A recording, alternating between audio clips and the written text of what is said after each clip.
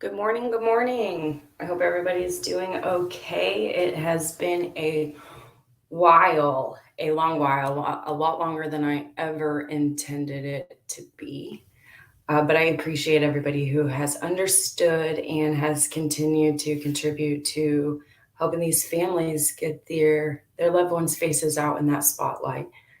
Um, I plan on coming on and, just kind of chit chat and talking about the past year or so in another video. But this morning I am on here to talk about something a little bit more important, and that is Makayla Buckner. I am going to share this into the Facebook page that I have just in case anybody wants to join us today. I have her flyer up here. Please read it. I'm going to share. I have it shared in my Facebook page right now. And I am going to share it to my YouTube channel. I already have an article and a post about her being missing. This one is just an updated flyer because they are now offering a reward for her safe return. Let me get this shared and then we'll kind of go into the details. The Lima News did put out an article, but from what I'm seeing myself and what I'm gathering from in the chats, you have to have a subscription to be able to see the poor girl's article. But I kind of, before that happened, I snipped it and screenshotted it out. So I will pull that up too when I'm done here. Let me just get this going here, just for anybody that wants to join in the page. I have missed you guys. I have been wanting to come back. And, mentally on all that, I'm here. I'm ready for it. But it was just a lot of other factors. And I've been talking to some families and they thought it was a good idea. So, I've been chatting with it for a while, deciding on if it was a good thing or not. I don't want to echo here. Just give me a second.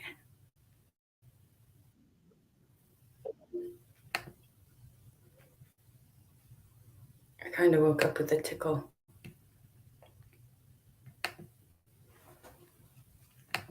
in my throat here this morning. So I'm sorry for the constant in there.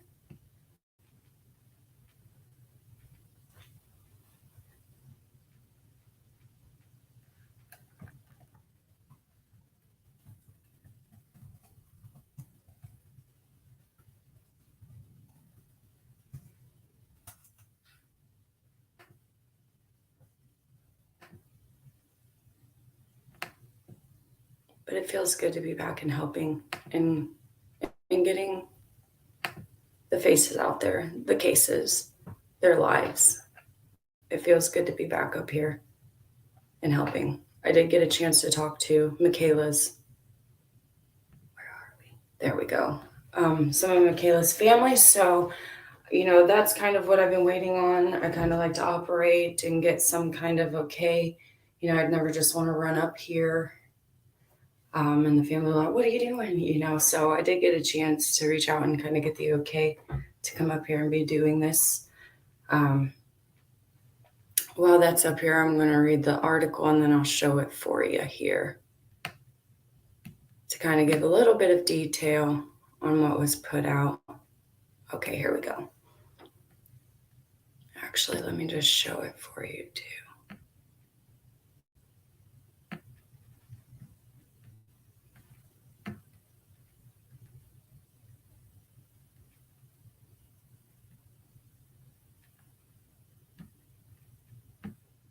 So if anybody wants to read along.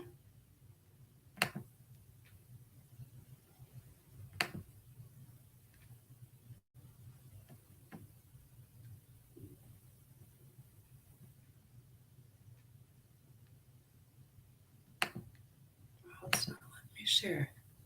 So popping up there. There we go. And this is the article that was put out in the Lima News. It says a family of a teenager in American Township is asking for the public's assistance in locating her, as she has not been seen for more than 48 hours.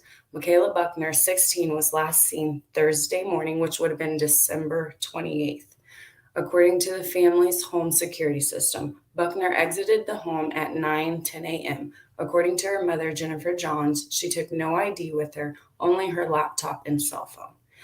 This is not normal for her, said Makayla's mom. She is an introvert. She's into video games and being online. Buckner also has a medical condition that limits her mobility over long distances, a fact that which adds to the family's concerns, John says. Buckner is described as being 5 feet 4 inches tall and 145 pounds with brown eyes and brown hair. She was last seen wearing light blue yoga pants, a light frosted blue t-shirt, a Notre Dame hoodie, which I can imagine maybe like the one pictured here, a cream colored scarf, black boots, and pink glasses. A police report has been filed with the Lima Police Department. Anyone with any information regarding Buckner's whereabouts is asked to call the police department at 419-227-4444. There's not a lot of information being put out in the article. And the police department has been pretty tight-lipped about everything. I don't think I've seen them put anything. I think the article is the only thing that they have put out. So I'm going to go kind of break it down a little bit and see what we come up with. So I did get a chance to talk with Makayla's mom. And I kind of asked her, how did this come about? How did they realize that Makayla was missing? Let me get here.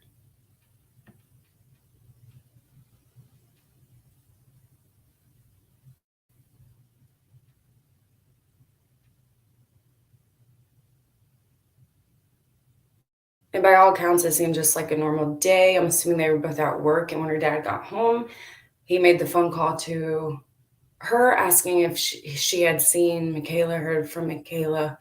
And when they both realized they hadn't, she immediately left work and called 911. And then the rest, we kind of got played out here for us.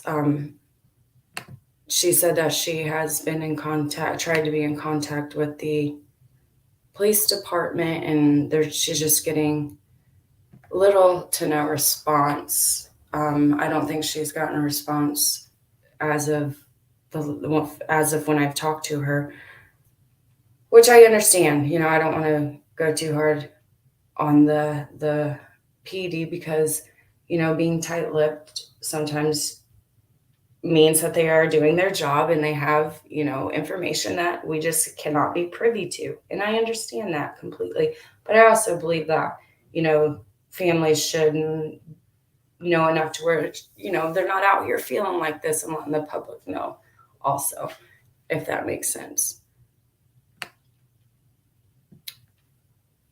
Her medical condition is severe scoliosis. According to the family, it's so bad that every time she tried to walk a half mile, she'd call her mom to come get her, even if she was at work.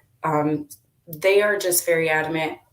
What I'm getting from is when they filed the report, the family checked the security and they seen her leave on her own volition out of the house at 9:10. So I'm guessing because she left on her own, she doesn't qualify for the Amber Alert.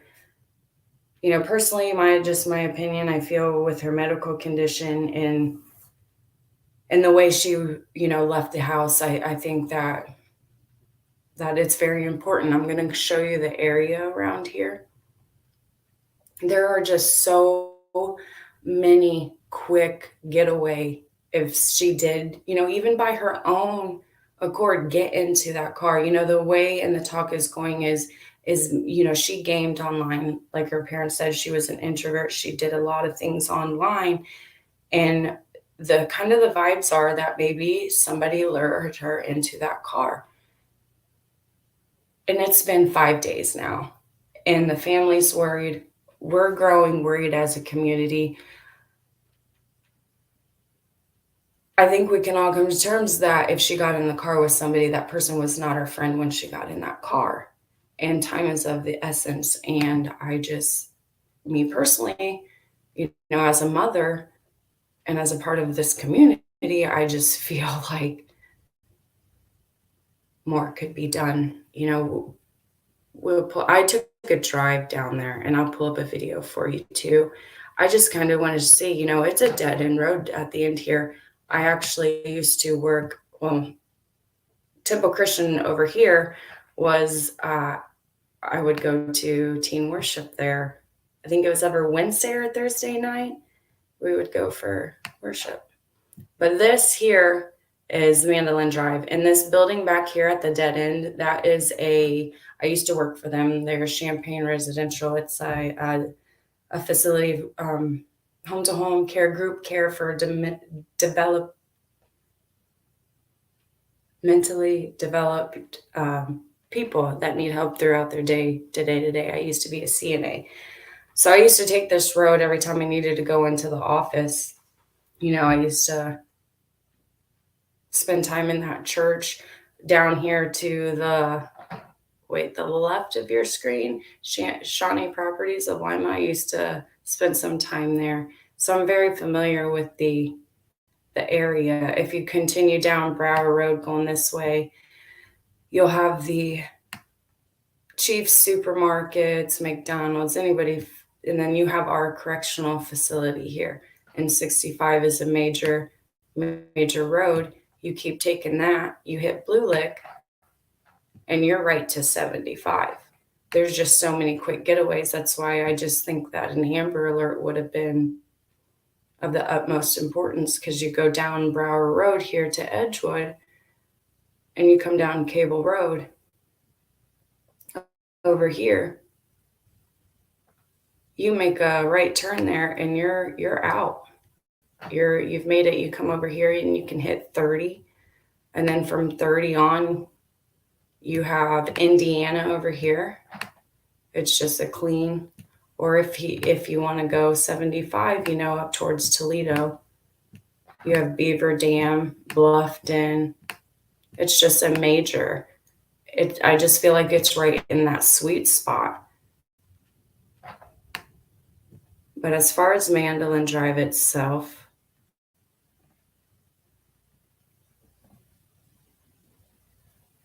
it's a stretch. I took a drive down there. I'll play the video for you. But my thing is if somebody did come pick her up, at some point they would have to turn around.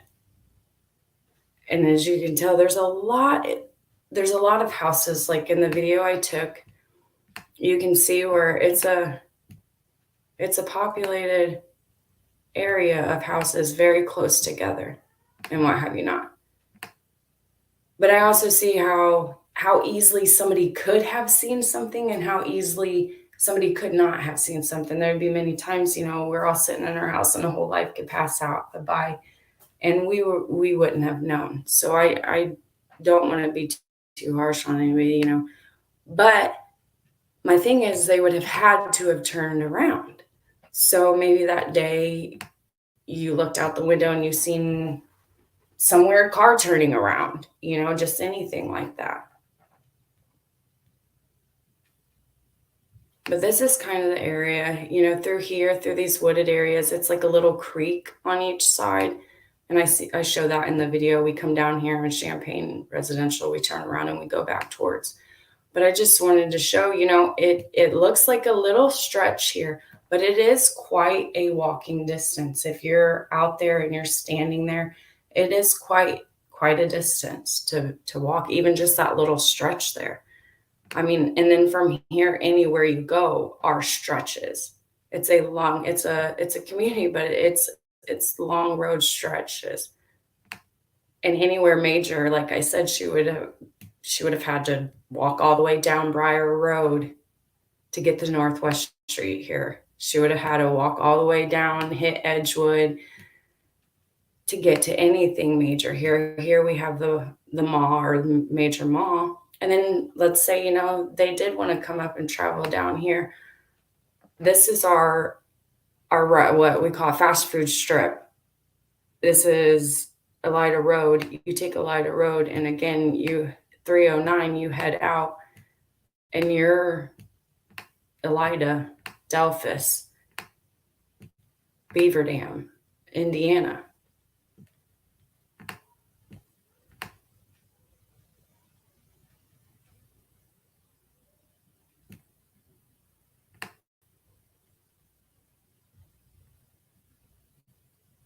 Now, the parents I have not seen any talks of searches or any talks of anything from the PD, but the family has been out every day searching for Makayla. They, like I said in my post on Facebook, they were just out yesterday, and I asked her, can we rally together? Is there anything that we can do as a community? My whole New Year's, it was good, but the whole time I kept looking out the window, just thinking of this family right across town that they aren't having a good New Year's. They're missing their child. So, I told her if there's anything that we can do, search parties. I work second shift, but I will be out there every morning with her if she needs us. I asked her, flyers to be handed out. They're on that side of town. I'm over on this side of town. I could put flyers up over here for them, anything that they need.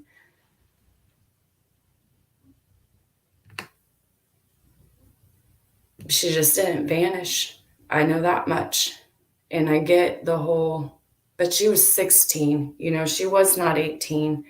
And as a mother myself, I did not give her permission. We don't know who she went with, and her medical condition should be of the utmost importance. And I think it should fit criteria by now on day 5 for something more than just, I just hope she doesn't get tossed in the streams of another teenage runaway.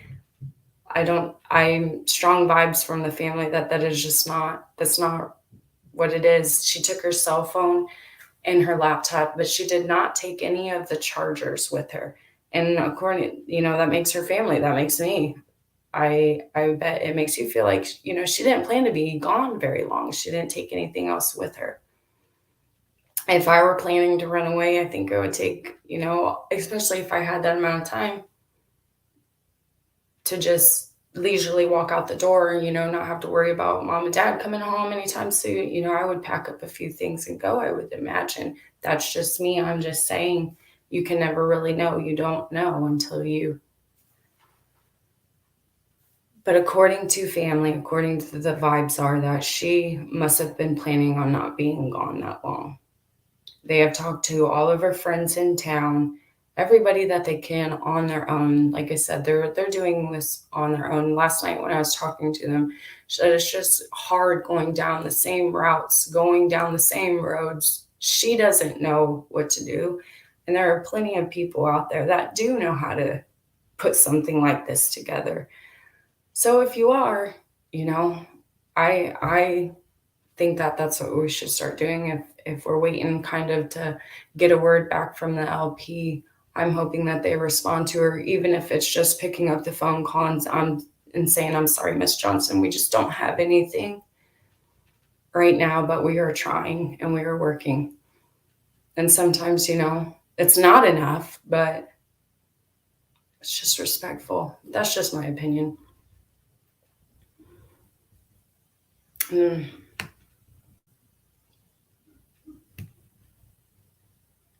It's just strictly my opinion. Now I'm going to pull up this that I took. Mind you, it's a passenger.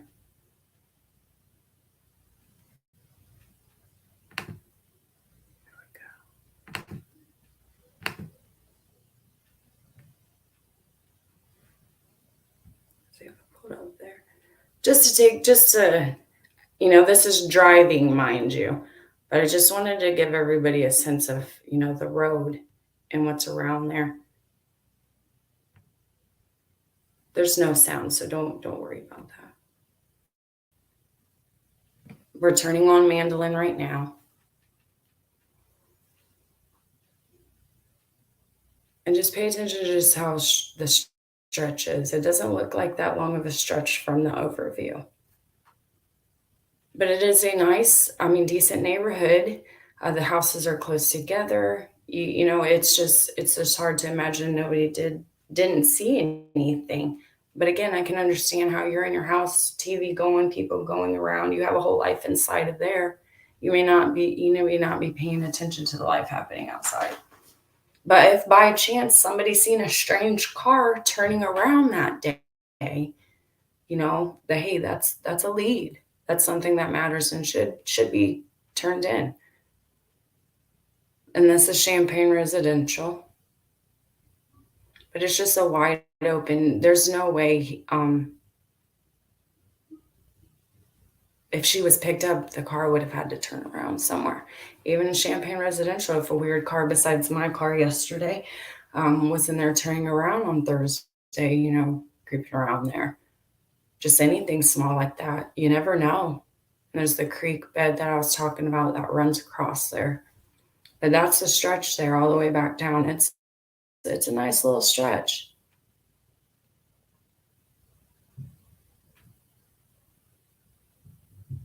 I have a much longer video if anybody's familiar with the area that is watching this. I started on Elida Road up there because I wanted people to see that that's a major road that they could take down towards Delphus and get to Indiana.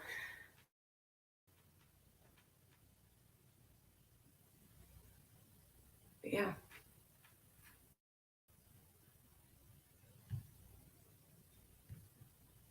It's just a little stretch there. And just by talking and reading about her, which I'm going to read, if nobody knows what scoliosis is, I was going to read it off here. It says, in particularly severe cases of scoliosis, the rib cage can be pushed against the heart and lungs, causing breathing problems and making it difficult for the heart to pump blood around the body. This can also increase the chances of lung infections such as pneumonia and lead to problems such as heart failure. Now, anybody that knows anything about going when you're walking, that right there will get your blood pumping. And that stretch there, I would believe, in talking with her mom, they've been putting out there, she couldn't even walk a half a mile. That stretch is a big, big stretch. I don't think that she walked away from there. I think it is a very, very good chance that somebody lured her from online.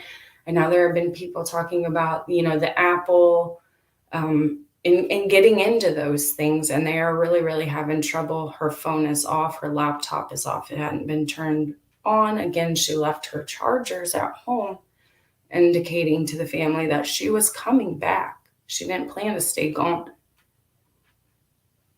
But as far as everything, I myself, I'm not sure on how all that works. I do know that, Apple is you have to have a warrant to get in there. I don't know. Let me know down below. But as far as where we are right now and the vibes that are coming from the family is they cannot get into those things. They don't know passwords. They don't know anything like that. And, it makes, as a parent, my son's a gamer. He's online all the time. He doesn't have profiles or anything like that. He just plays his Fortnite. But I pay attention, and we are aware, and it's sad that we have to be that way. But it's the world that we're living in now. And I hate to say that because we shouldn't be living in this world.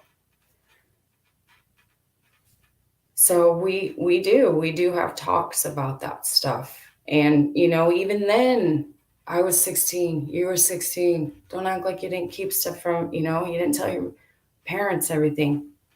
And the fact that I talked to Makayla's parents, and she normally does call. She normally does do those things to ensure that where's Makayla doesn't happen. So everything about this is just so out of her nature.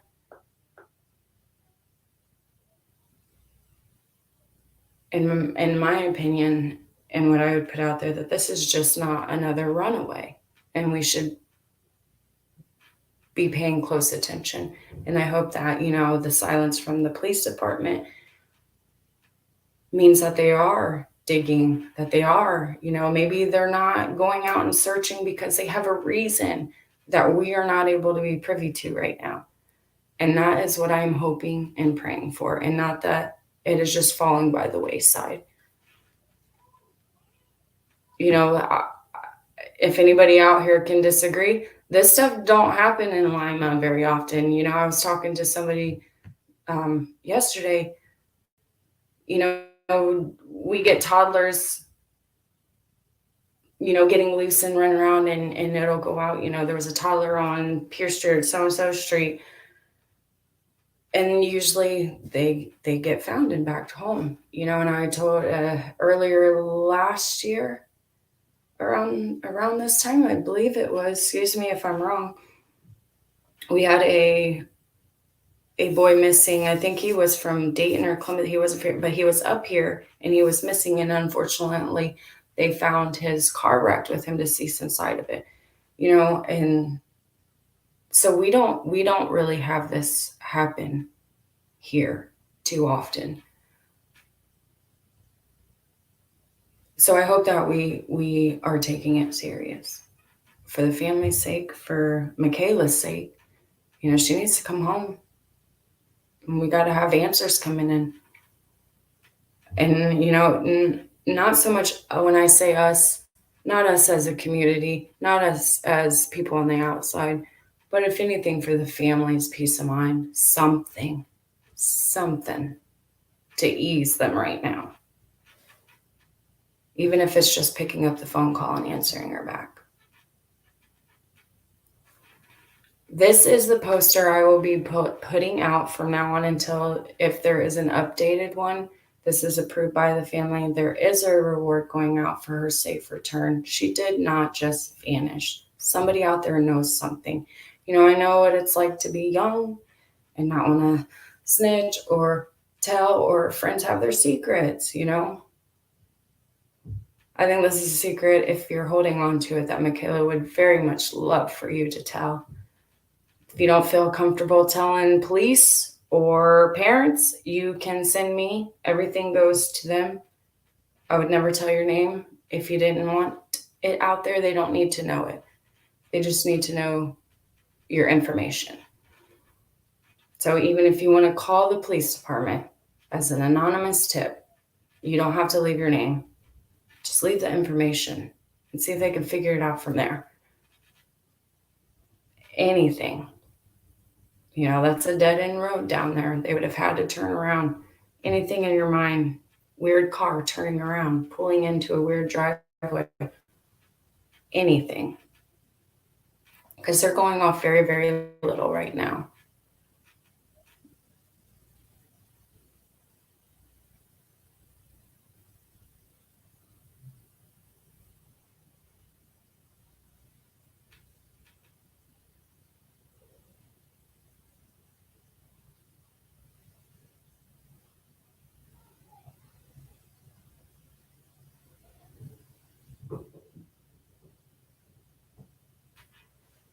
I hope you guys have an amazing day. I am going to try to get maybe this flyer printed out and see if I can post them. I'm going to try to see what we can do as we are coming on. This is day 5 is here, and there hasn't been a word from Makayla. So at this point, we're trying to figure out where to go from here, especially the family. They're out there. They're out there searching for her. They're trying to figure out how to do this.